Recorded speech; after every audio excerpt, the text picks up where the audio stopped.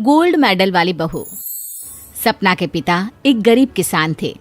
माँ पिता खेत में काम करते तो पीछे से सपना गांव के बच्चों के साथ हॉकी खेलती। एक दिन शाम को, सारा दिन खेलती रहती है, ये नहीं कि छोटे भाई को संभाले। माँ पता है, मैंने आज हॉकी में पास के गांव के लड़कों की टीम को हरा दिया। अरे वाह वाह मेरी बेटी, शाबाश। ये ले कर रुपया, जा जाकर टॉफी खा ले। सपना खुशी से पिता के गले लग जाती है और बाहर चली जाती है।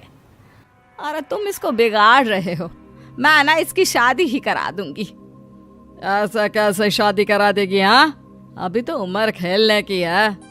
माँ बड़बड़ करती वहां से निकल जाती है। लेकिन शाम को उन लोगों के घर कुछ लोग आते हैं। अरे राम सुखिया, जरा ये तो बतलाओ, सपना के बारे में क्या सोचा है? अरे क्या सोचना है मास्टर जी, पढ़ रही है, जितना पढ़ सकती है पढ़े, फिर शादी करवा देंगे, कोई अच्छा सा गांव का ही लड़का देख लेंगे। अरे तुम तो उसके पिता हो, तुमको कुछ नहीं पता? माँ घबरा जाती है। अरे का मास्टर जी, का पता नहीं, का हो गया?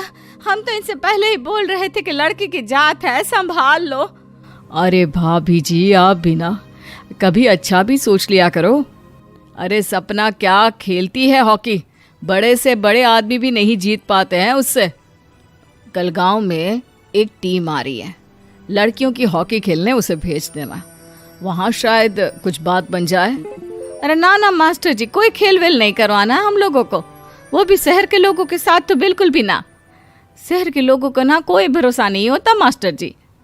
अरे कैसी बात कर रही हो सपना की माँ, बुरा आदमी तो हर जगह मिल जाएगा, उसके लिए शहर का और गांव का। हाँ हाँ मास्टर जी, हम लोग तैयार हैं, कल आ जाएगी सपना वक्त से। माँ के लाख मना करने पर भी पिता सपना को हॉकी टीम के लिए भेज देते हैं। शाम को सपना वापस आती है, लेकिन लट के मुंह से। और क्या हो गया, मार खाई हो का? कौन मारेगा हमें? कोई मार वार खाकर नहीं आए।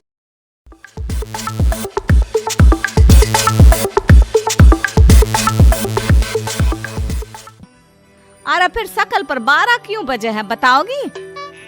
देखो माँ, आप समझोगी नहीं, बताकर फायदा क्या है? अरे बिटिया रानी, हम तो समझेंगे ना, हमें ही बता दे। सपना पापा के गले लग जाती है। पापा, मैं ना सिलेक्ट हो गई हूँ भारत की हॉकी टीम में खेलने के लिए। अरे वाह, ये तो बहुत ही खुशी की बात है मेरे बच्चे। फिर मेरी गुड़िया काहे परेशान है? पापा, मुझे दिल्ली जाना पड़ेगा आगे की प्रैक्टिस के लिए। माँ जो सारी बात सुन रही होती है, जोर से चिल्लाती है।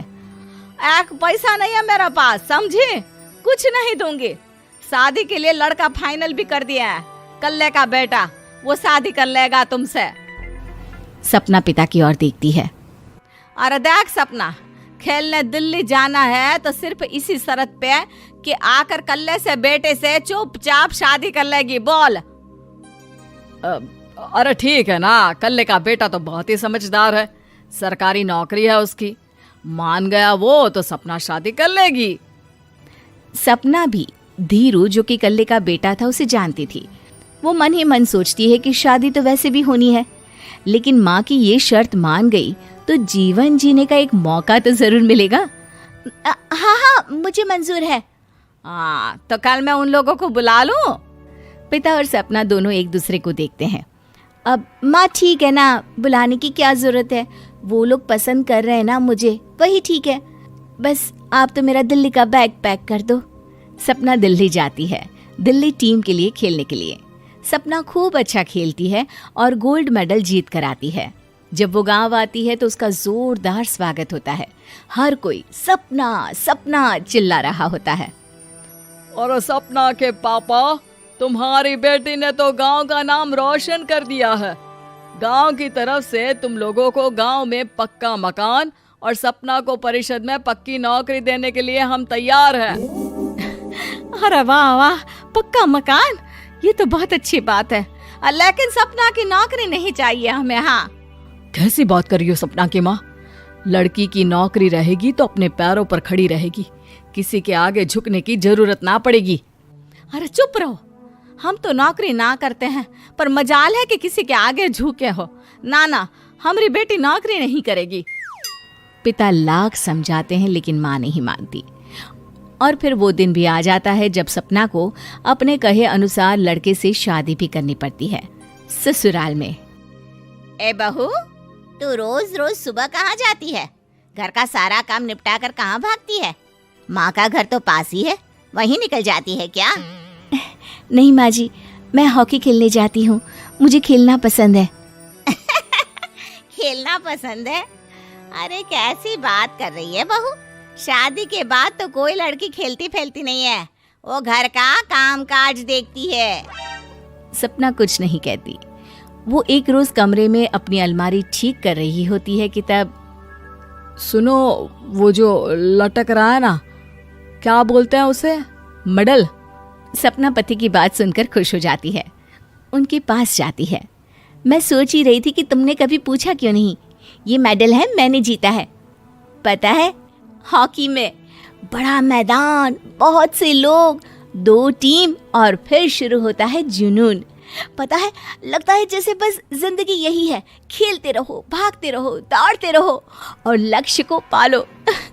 सुनो ना, मैं ना भारतीय टीम के लिए खेलना चाहती हूँ। माँ,